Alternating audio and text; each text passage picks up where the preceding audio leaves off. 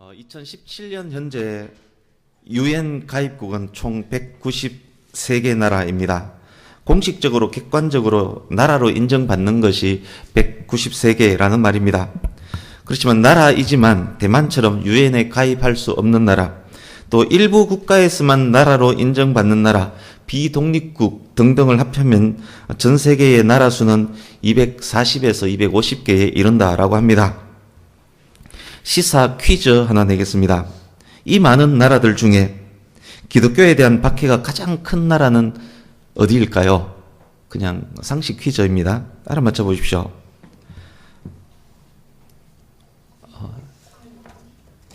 힌트 드리겠습니다. 먼 곳에 있지 않아요. 네. 그렇습니다. 기독교 박해국 1위의 악명을 오랫동안 유지하고 있는 나라는 북한입니다.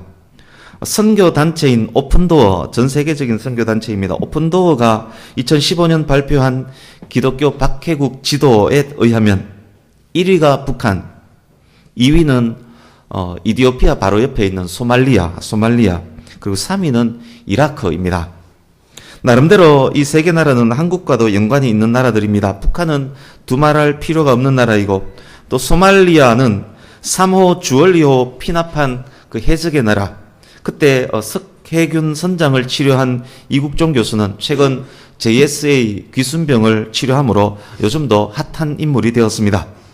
이라크는 한국군이 평화유지군으로 파견되었던 그런 나라입니다.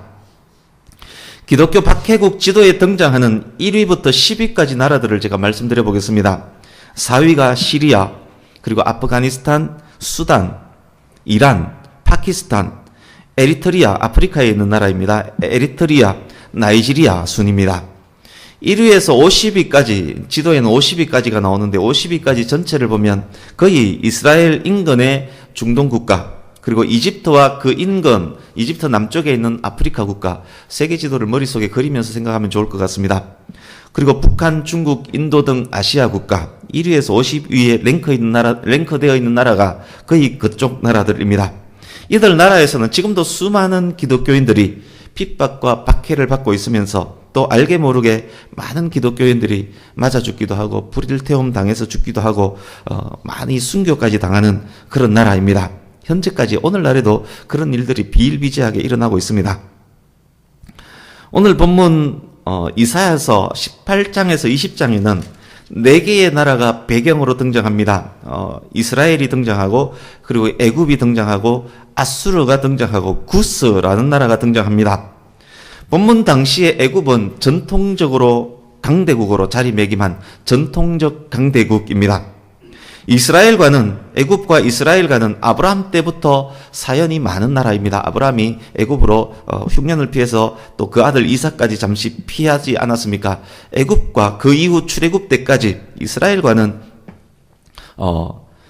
피치 못할 그런 막역한 관계가 있는 그런 나라입니다. 오늘날의 이집트가 당시 애굽입니다. 아수르는 본문 당시 그 지역 최강국입니다. 세계 역사는 아수르를 아시리아라고 부릅니다. 아시리아의 수도가 아수르이기 때문에 성경에는 아수르로 나오고 세계 역사는 아시리아로 부릅니다. 오늘날 중동 전 지역과 애굽, 이집트 일부 지역이 당시 아수르의 영향 아래에 있었습니다. 아수르의 수도는 오늘날 이라크에 위치해 있습니다. 그래서 본문에 나온 아수르는 오늘날의 이라크라고 생각하면 됩니다. 본문에 살짝 등장하는 구스는 이집트 남쪽에 있는 오늘날 아프리카의 이디오피아 혹은 수단 지역입니다. 아프리카의 이디오피아나 수단 지역입니다. 본문 당시에 이들 나라들은 서로 물리고 물리는 역학관계 속에 있습니다. 이들 나라들 상호 간에는 웬만해서 서로 섞이거나 친근한 교류를 하지 않는 나라들입니다. 오늘날에도 마찬가지입니다. 아시듯이 예루살렘은 기독교, 유대교, 이슬람교 3개 종교의 성지입니다. 3개 종교 모두가 예루살렘을 자기 것으로 회복해서 예루살렘에서 자기들만의 온전한 예배를 드리고 싶어 합니다. 이들 모두는 그들이 바로 아브라함의 후손이다라고 주장하는 사람들입니다. 기독교는 아브라함의 믿음의 후손들입니다. 유대교는 아브라함, 이삭을 잇는 후손들입니다. 이삭은 유일한 독자라고 부릅니다. 이슬람 교도들은 아브라함, 이스마엘을 잇는 후손들입니다. 그들은 이스마엘이 장자이기 때문에 아브라함의 장자의 후손이라고 이야기합니다. 그들 모두 아브라함의 후손이 맞습니다. 현재의 이스라엘과 이집트 간 외교 관계는 형성되어 있지만 절대 친하지 않습니다. 이스라엘과 이라크는 아예 오늘날에도 외교 자체가 없습니다. 지난달 미스 유니버스 선발대회가 있었습니다. 거기에서 미스 이스라엘과 미스 이라크가 셀카 사진을 찍었습니다. 함께 사진을 찍은 그 사진이 SNS상에 유포가 되었습니다. 그 사진 때문에 미스 이라크와 그의 가족이 살해 협박을 지금 받고 있습니다. 급기야 미스 이라크 가족 모두가 미국으로 도피해야만 하는 일이 발생했습니다. 이스라엘과 이라크의 관계를 단적으로 보여주는 사건입니다. 그만큼 친하지 않습니다. 둘이 사진 찍었던 그 이유 때문에 죽이려고 하고 있습니다. 오늘 본문에 등장하는 세 나라, 이스라엘, 이집트, 이라크, 이 세 개 나라가 만약 혹시나 상상이라도 해보셨으면 좋겠습니다. 이 세 개 나라가 서로 손에 손을 잡고 벽을 넘어서 예루살렘에 함께 모여서 복음으로 하나가 되어서 여호와 하나님께 온전함의 예배를 드릴 가능성, 그 가능성이 있어 보입니까? 이라크는 기독교 박해국 3위의 나라입니다. 이집트는 기독교 박해국 23위, 이디오피아 22위, 2위, 그리고 구서 인근지역 소말리아와 수단은 2위와 6위에 랭크되어 있습니다. 이들 나라는 기독교 박해에 힘을 내는 나라들입니다. 유대교와 반감이 심하다는 것 두말할 필요도 없습니다. 정부 차원에서는 박해를 하지 않는다 할지라도 저변에 있는 반기독교 감정, 반유대교 감정은 우리의 상상을 초월합니다. 그렇습니다. 이들이 복음으로 뭉쳐서 예수 그리스도의 이름으로 하나님께 예배하는 것, 그것은 2017년 현재에도 불가능한 일처럼 보여집니다. 오늘 본문 속 BC 8세기의 국제정세도 마찬가지입니다. 물고 물린 관계 속에서 이들이 손에 손을 잡고 하나님을 예배하는 것 거의 불가능합니다.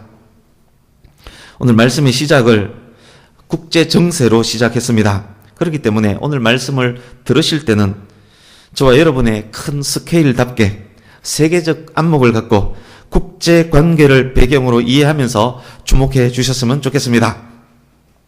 이제 본문으로 들어가겠습니다.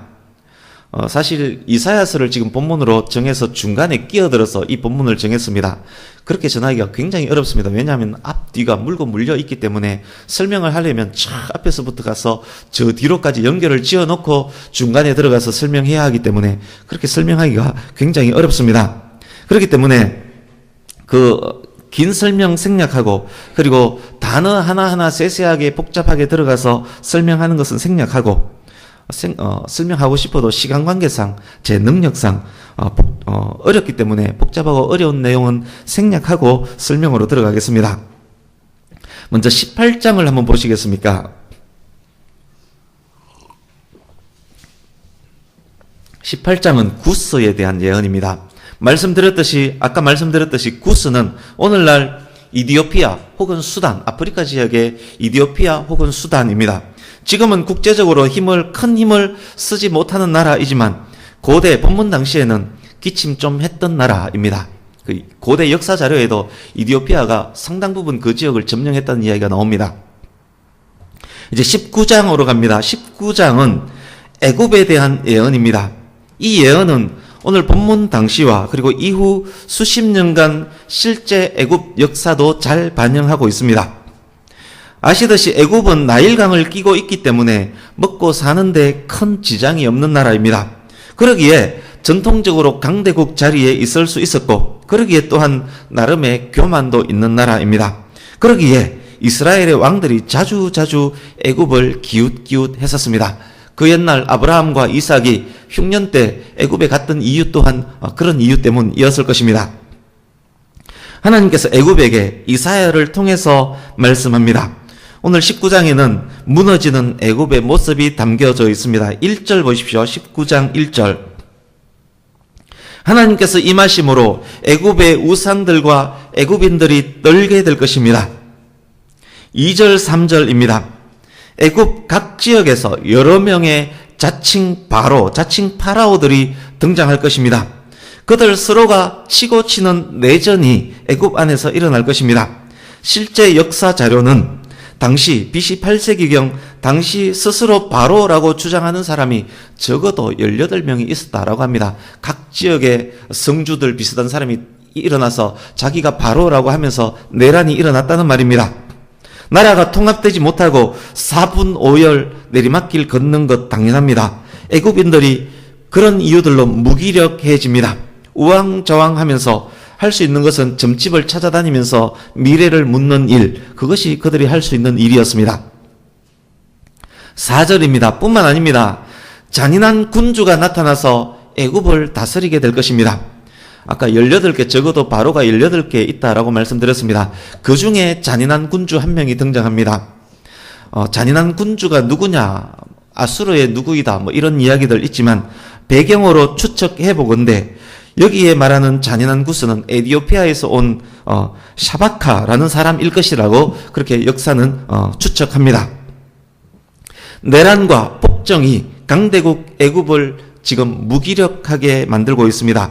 이 모든 것은 여호와께서 하신 것이고 여호와께서 행하실 일이라고 기록되어 있습니다. 이제 5절에서 10절입니다. 그것뿐만이 아닙니다. 나일강을 끼고 있어서 흉년에 강했던 그 나라 애굽에 흉년이 될 것입니다. 그들이 자랑하는 나일강이 말라붙을 것입니다. 나일강을 기반으로 하는 산업들이 쇠퇴해질 것입니다. 이것 역시 날씨와 자연을 지배하시는 하나님께서 하신 일, 하나님께서 하실 일입니다. 이제 11절에서 15절입니다. 그것뿐만이 아닙니다. 이 난국을 타개할 지도자가 없습니다. 해결책을 제시해야 할 지혜자가 없습니다. 교육도시 지혜자의 도시라고 일컬어지는 소안과 높, 그곳 출신의 학자와 교수들은 헛소리만 하고 있습니다. 나라가 엉망진창 방향을 잡지 못합니다. 지도자도 일반 백성들도 대책이 없습니다. 16절 17절입니다. 분열되고 흉년이 들었고 대책이 없는 애굽 제국이 유다의 군대까지도 두려워하게 되었습니다. 19장 1절 2절을 다시 보십시오. 2절 말씀처럼 하나님께서 유다를 사용하셔서 아수르 구스와 함께 애굽을 친다면 그날은 애굽이 마치 부녀자처럼 두려움으로 벌벌 떠는 그날이 될 것입니다. 하나님께서 그렇게 계획하셔서 손을 흔들며 임하신다면 애굽은 그렇게 될 것입니다. 첫 유월절에 애굽에 임하셨던 장자의 죽음으로 임하셨던 첫 유월절, 그때 하나님을 생각한다면 애굽은 유다, 지금은 아수르 때문에 힘들어하고 있는 그 유다의 군대마저도 두려움의 대상이 되고 말 것이다. 그만큼 애굽은 나약해질 것이라는 말씀입니다. 지금까지 짧게 1절에서 17절까지를 설명드렸습니다. 지금까지 말씀드린 1절에서 17절이 당대에 있었던 애굽의 쇠락에 대한 말씀입니다. 실제 역사에서는 아수르의 사르곤 2세 그리고 산헤립, 에살핫돈이 통치하던 당시 실제 역사가 그 당시의 애굽의 상황이 오늘 본문의 상황이라고 실제 역사는 말하고 있습니다. 지금 17절까지 말씀드렸습니다. 이야기 전개는 19장 17절에서 20장으로 바로 이어집니다. 20장으로 가보겠습니다. 20장을 간략히 설명드리겠습니다. 1절 보십시오. 1절 말씀처럼 아수르의 사르곤 2세가 블레셋의 아스돗을 공격하던 때는 BC 711년입니다. 19장에서 말씀드렸던 애굽의 쇠락이 있었던 때입니다. 그래서 그렇게 연결이 됩니다. 그때 하나님께서 이사야에게 말씀하십니다. 옷을 벗고 신발을 벗고 다니면서 실제 몸과 행동으로 징조를 보여라 라고 명령하십니다. 이때 이사야는 사명을 받은 지 30여 년 된 때입니다. 이때 이사야는 노인이라는 말입니다. 노인 이사야가 하나님의 말씀에 순종해서 3년 동안 벗고 다니면서 징조를 보입니다. 이사야가 보인 징조는 아수르의 침략으로 인해서 애굽과 구스, 당대에 기침하던 애굽과 구스의 남녀노소가 그렇게 벌거벗겨져서 아수르로 끌려갈 것임에 대한 징조, 그 징조를 이사야가 몸으로 실제로 보여주고 있는 것입니다. 5절과 6절 보십시오. 그때 유다의 왕은 히스기야입니다. 본문으로부터 10여 년 전에 이미 북이스라엘은 아수르에 의해서 망했습니다. 아수르의 강성함이 유다에 큰 두려움을 주던 그런 때입니다. 유다 백성들이 아수르에 대한 두려움으로 의지할 곳을 찾습니다. 구스와 애굽을 기웃기웃합니다. 그들의 도움으로, 구스와 애굽의 도움으로 아수르의 침략을 막을 수 있을 것이라고 생각한 것입니다. 결국 이사야가 벗은 몸으로 다닌 것은 애굽과 구스를 향한 메시지가 아니라 유다를 향한 것이었다는 말씀입니다. 그러니까 이사야가 유다에게 한 말은 이런 메시지입니다. 애굽과 구스, 너희들이 믿고 의지하는 애굽과 구스는 이렇게 벌거벗고 아수르로 끌려가게 될 것이다. 이런 애굽, 이런 구스를 의지하려고 하는 유다야, 정신 차려라. 애굽도 구스도 아수르도 바벨론도 영원하지 않다. 너희들이 의지해야 할 대상은 오직 하나님이시다. 그 메시지를 이사야가 벗고 다니면서 전한 것입니다. 결국 이사야의 활동으로 유다는 애굽을 의지하지 않고 하나님을 의지합니다. 히스기야 왕 때가 바로 그런 때입니다. 이사야의 불편과 수치가 유다 백성의 안전을 위한 대가가 되었던 것입니다. 우리도 마찬가지입니다. 만약에 성도가 하나님의 명령을 수행하느라고 혹 불편과 수치를 당한다면 그것은 다른 누군가를 살리는 귀한 일이 되는 것입니다. 우리가 하나님의 명령을 수행하기 위해서 힘들게 어렵게 복음을 전한다면 그것은 다른 누군가를 살리는 그런 귀한 일이 되는 것입니다. 19장과 20장은 그렇게 연결이 됩니다. 이제 오늘 본문으로 읽었지만 아직 말씀드리지 않은 19장 18절에서 25절을 보겠습니다. 이것이 오늘의 본문입니다. 앞뒤 내용을 알고 우리가 읽었던 18절에서 25절을 보면 스토리가 매우 이상합니다. 연결이 되지 않습니다. 25절 뒷부분을 미리 한번 보십시오. 이런 국제관계 속에 있는 그때에 하나님께서 애굽을 내 백성이라고 말씀하시고 아수르를 내 손으로 지은 아수르라 말씀하십니다. 그리고 애굽과 아수르에게까지 복이 있을지어다 라고 말씀하고 있습니다. 연결이 되지 않지 않습니까? 도대체 이것이 무슨 연결입니까? 그렇습니다. 오늘 읽은 본문 18절에서 25절은 앞뒤 연결해서 이해해야 할 본문이 아닙니다. 오늘 본문은 이야기 속에 삽입된 하나의 이야기입니다. 시간 관계상 긴 설명은 건너뛰고 적용으로 바로 넘어가겠습니다. 적용을 들으면 이 본문이 이해가 될 것입니다. 이사야 9장으로 한번 가보겠습니다. 9장. 이사야서 9장을 보십시오. 9장 보기 전에 그 바로 위에 8장 21절 22절 보십시오. 헤매며 곤고하며 환난과 흑암과 고통 속에 있는 백성 이야기를 8장에서 했습니다. 9장 6절을 보십시오. 그 상황에서 백성들을 구원할 기묘자, 모사, 전능하신 하나님, 영존하시는 아버지, 평강의 왕에 대한 이야기를 합니다. 8장은 BC 8세기, 9세기의 이야기인데 8장에서 800년을 뛰어넘어 순식간에 800년을 뛰어넘어서 오실 메시아에 대한 이야기를 9장에서 하고 있습니다. 이사야서 11장으로 가보겠습니다. 역시 800년 뛰어넘어서 갑자기 메시아 이야기를 하는 장면입니다.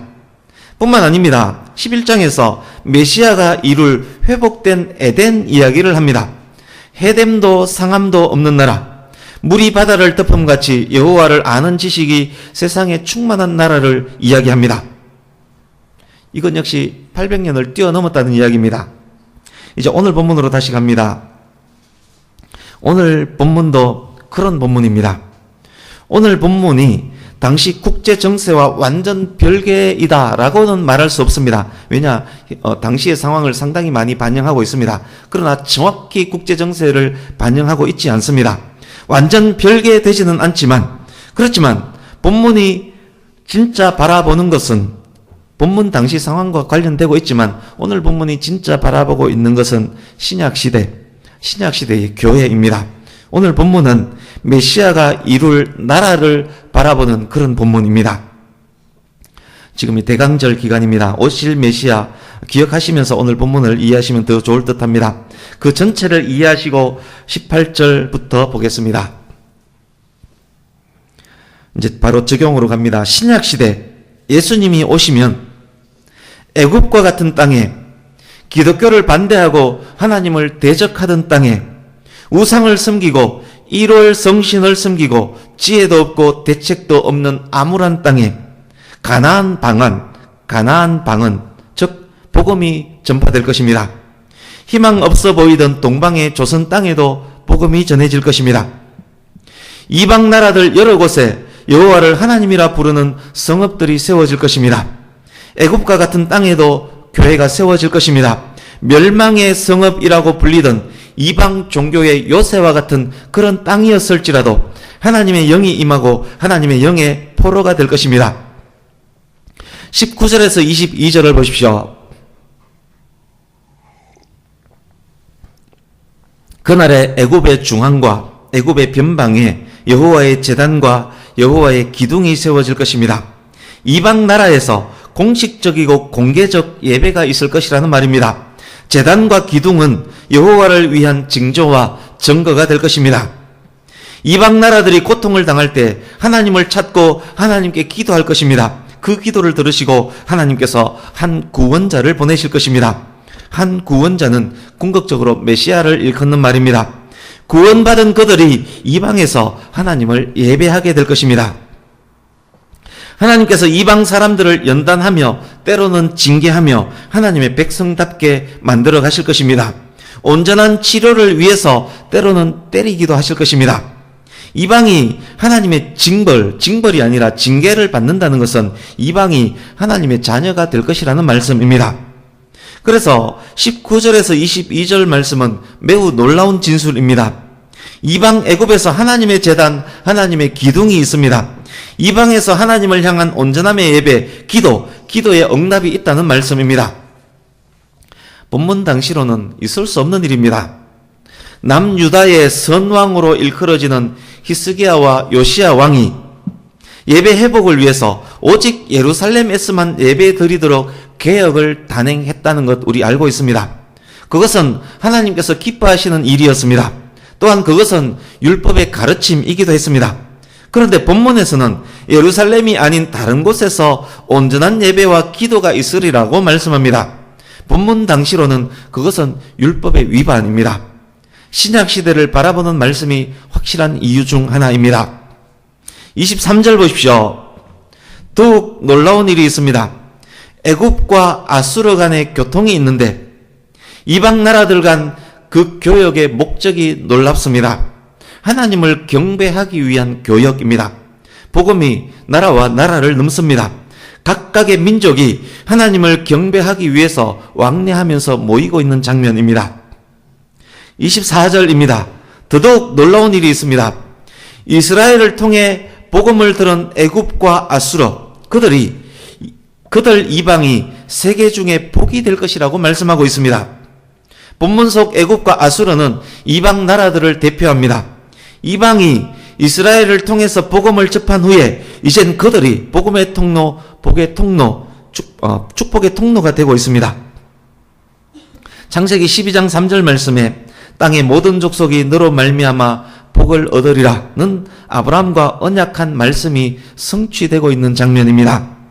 유대에서 난 구원자 예수 그리스도가 세계 만방을 하나님께 인도하는 복이 되고 있는 중입니다. 여호와를 아는 지식이 땅 끝을 향해서 가고 있는 그런 장면입니다. 25절입니다. 더욱 놀라운 일이 있습니다. 하나님께서 이방 나라들을 복 주시면서 말씀합니다. 애굽아, 너는 내 백성이다. 아수르야, 내가 너를 지었다. 이스라엘아, 너는 나의 기업이다. 정말 놀라운 말씀 아닙니까? 신명기 32장 9절 말씀을 제가 읽어드리겠습니다. 잘 들어보십시오. 여호와의 분깃은 자기 백성이라 야곱은 그가 택하신 기업이로다. 하나님께서 이스라엘에게 이 말씀하셨습니다. 그렇습니다. 여기에 말씀되어진 내 백성, 내가 지은 백성, 나의 기업, 이 칭호는 전통적으로 이스라엘에게만 속하는 칭호입니다. 그런데 그 칭호가 지금 이방의 애굽과 아수르에게도 사용되어지고 있습니다. 예수님을 믿음으로 하나님께 나아가는 자는 남녀노소, 헬라인, 유대인, 인종 상관없이, 아시아, 유럽, 아프리카 상관없이 예수님 믿음으로 하나님께 나아가는 자는 하나님의 백성이 된다는 말씀입니다. 대한민국 사람도, 이집트 사람도, 이라크 사람도, 북한 사람도, 소말리아 사람도 그리스도 안에 있기만 한다면 하나님의 백성이 된다는 말씀을 지금 여기서 하고 있는 중입니다. 주보에 기록된 말씀의 제목을 한번 보십시오. 하나님의 꿈으로 정했습니다. 엄밀히 말하면 이 제목은 사실 바른 제목이 아닙니다. 전지전능하신 하나님께 꿈이라는 단어는 맞지 않습니다. 하나님께 꿈이라는 단어는 적용될 수가 없습니다. 하나님께서 뜻하시면 그것이 곧 성취이기 때문에 하나님께 꿈이라는 단어는 사용될 수 없습니다. 그렇지만 이해를 돕기 위해서 하나님의 꿈으로 제목을 정했습니다. 그렇습니다. 오늘 본문은 하나님의 꿈에 대한 말씀입니다. 하나님의 뜻 안에서 이미 성취된 것이지만 시공간의 역사 속에서는 아직도 성취되지 않은 많은 내용들이 오늘 본문 속에 기록되어 있습니다.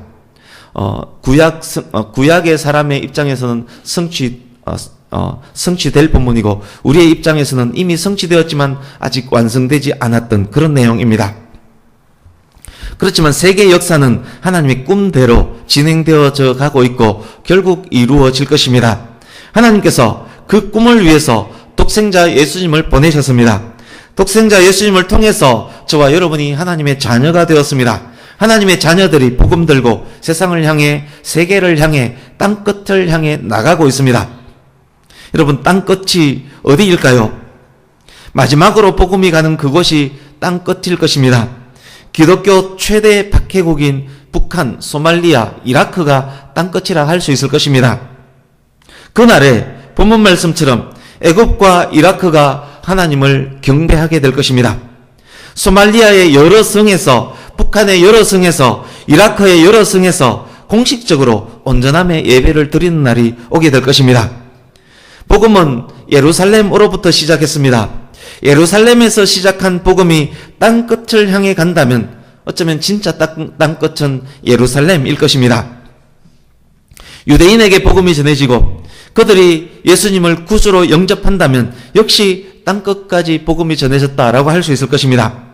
현재 그런 일들이 세계 곳곳에서 일어나고 있습니다. 많은 유대인들이 2000여 년 전에 그들이 십자가에 못 박은 예수를 나의 구주, 나의 하나님으로 영접하고 있는 일이 지금 세계 곳곳에서 일어나고 있습니다. 그들을 그 메시아닉 주라고 부르고 있습니다. 예수님을 믿고 구원받은 저와 여러분 역시 하나님의 그 꿈 안에 있습니다. 저와 여러분을 위해서 독생자 예수님을 보내셨고 저와 여러분을 복의 통로가 되게 하시고 저와 여러분을 통해서 복음이 땅끝을 향해 가기를 원하시는 것이 하나님의 꿈이고 저와 여러분은 그 꿈 안에 있습니다. 우리 말씀 두 곳을 읽으려고 합니다. 말씀 전체를 기억하시면서 하나님 아버지의 꿈, 그리고 성자 하나님의 꿈, 성령 하나님의 꿈을 기억하시면서 읽기를 바랍니다. 먼저 마태복음 28장으로 갑니다. 신약성경 52페이지.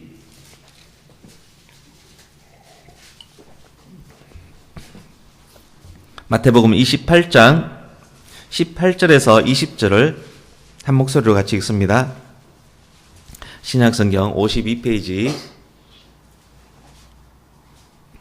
마태복음 28장 18절에서 20절 같이 읽습니다. 시작. 예수께서 나와 말씀하여 이르시되 하늘과 땅의 모든 권세를 내게 주셨으니 그러므로 너희는 가서 모든 민족을 제자로 삼아 아버지와 아들과 성령의 이름으로 세례를 베풀고 내가 너희에게 분부한 모든 것을 가르쳐 지키게 하라. 볼지어다 내가 세상 끝날까지 너희와 항상 함께 있으리라 하시니라. 아멘. 모든 민족이 하나님의 자녀가 되기를 원하시는 예수님의 꿈입니다. 그 꿈을 위해 노력하는 모든 성도와 예수님께서 끝날까지 함께 하실 것입니다. 이제 사도행전으로 갑니다. 사도행전 1장 8절, 너무도 잘 아시는 말씀.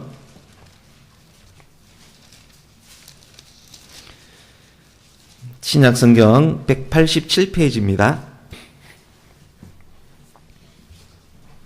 사도행전 1장 8절 신약 187페이지 한 목소리로 같이 읽습니다. 시작. 오직 성령이 너희에게 임하시면 너희가 권능을 받고 예루살렘과 온 유대와 사마리아와 땅끝까지 이르러 내 증인이 되리라 하시니라. 아멘. 그렇습니다. 이 꿈은 또한 성령 하나님의 꿈이기도 합니다. 성령께서 믿는 자들에게 권세와 능력을 주셔서 예루살렘으로부터 땅 끝에 이르기까지 복음이 전해지도록 하실 것입니다. 이것이 저와 여러분을 향한 하나님의 꿈입니다. 종국적으로 이 꿈은 성취될 것입니다. 역사의 종국은 물이 바다를 덮음같이 온 세상이 여호와 하나님의 사랑과 공의를 아는 것입니다. 땅 끝에까지 복음이 전해지는 것은 하나님의 꿈이고 하나님 계획의 완성입니다. 하나만 더 말씀드리려고 합니다. 이것이 인류 역사의 종국이라면 성도 개개인 역사의 종국은 무엇일까요? 저와 여러분이 성도가 확실하다면 저와 여러분이 살아갈 미래, 저와 여러분의 종국은 무엇일까요? 저와 여러분 개개인을 향한 하나님의 꿈은 무엇이겠습니까? 오늘 본문으로 다시 가셔서 22절을 한번 보십시오. 22절 보시면 하나님께서 이방 애굽을 때리시는 이유, 오늘 말씀에 적용한다면 하나님께서 이방에서 믿음으로 성도가 된 사람들을 때리시는 이유는 완전하게 고치기 위함이라는 말씀입니다. 이방 나라들도 하나님의 자녀가 되었기 때문에 그들을 징계함으로 완전함으로 만들어 가겠다는 하나님의 말씀입니다. 이 말씀을 기억하시고 미가서 주보 오른쪽 하단에 있는 미가서 7장 7절에서 9절을 읽겠습니다. 읽으시면서 왜 읽는지를 기억하시면 좋겠습니다. 주보 오른쪽 하단 말씀 같이 읽겠습니다. 시작. 오직 나는 여호와를 우러러보며 나를 구원하시는 하나님을 바라보나니 나의 하나님이 나에게 귀를 기울이시리로다. 나의 대적이여 나로 말미암아 기뻐하지 말지어다. 나는 엎드러질지라도 일어날 것이요 어두운 데에 앉을지라도 여호와께서 나의 빛이 되실 것이미로다. 내가 여호와께 범죄하였으니 그의 진노를 당하려니와 마침내 주께서 나를 위하여 논쟁하시고 심판하시며 주께서 나를 인도하사 광명에 이르게 하시리니 내가 그의 공의를 보리로다. 아멘. 성도는 성도의 적들로 인하여 아파하거나 고민할 일이 없습니다. 우리의 적들은 우리로 인하여 기뻐할 일이 없습니다. 성도는 넘어지더라도 일어납니다. 성도가 아닌 사람들은 넘어지면 중간에 포기하고 나가 떨어지지만 성도는 넘어지더라도 일어납니다. 버텨냅니다. 하나님께서 도우시고 빛을 비춰주시기 때문에 그렇습니다. 혹 범죄함으로 징계를 받을지라도 하나님께서 징계하시는 이유는 우리의 온전하고 완전한 치료 때문에 그렇습니다. 그래서 마침내 하나님께서 우리를 위해 일하시고 마침내 우리를 인도하사 광명에 이르게 하셔서 마침내 하나님께서 만드신 선을 보게 하실 것입니다. 그러기에 저와 여러분의 인생 종국은 절대 안전하고 절대 성공입니다. 세계 역사가 땅끝으로 복음이 전해짐으로 완성되듯 저와 여러분 개개인의 역사는 성도가 확실하다면 하나님의 선하신 뜻이 이루어짐으로 완성되게 될 것입니다. 이제 말씀을 마칩니다. 사랑하는 성도님 여러분, 이것을 우리가 안다면 이것을 아는 우리의 삶은 어떠해야 되겠습니까? 당연히 복의 통로, 축복의 통로가 되어야 하지 않겠습니까? 복음의 통로가 되어야 하지 않겠습니까? 우리를 격려해서 복음이 땅끝을 향하도록 해야 하지 않겠습니까? 우리 각각의 땅끝은 어디입니까? 예루살렘을 시작해서 지구를 돌아 땅끝 예루살렘을 향해서 복음이 가듯 우리를 출발한 복음은 우리의 땅끝인 우리 가족, 우리 이웃에게로 가야만 할 것입니다. 독생자 예수를 이 땅에 보내신 하나님의 꿈, 십자가에 죽기까지 우리를 사랑하신 예수님의 꿈, 우리에게 임하셔서 역사하시는 성령님의 꿈이 바로 그 꿈입니다. 하나님의 그 꿈이 우리의 꿈이 되기를 간절히 바랍니다. 하나님의 그 꿈을 열심으로 이루어 나가는 저와 여러분 되기를 간절히 바랍니다. 그 일을 우리가 해나갈 때 하나님께서 함께 하시며 권세와 능력을 주시며 참고 버티고 이겨나가게 하실 것입니다. 그 하나님을 더욱 경험하는 복의 통로, 축복의 통로가 되는 저와 여러분 되시기를 예수님 이름으로 축복합니다. 아멘. 기도하겠습니다.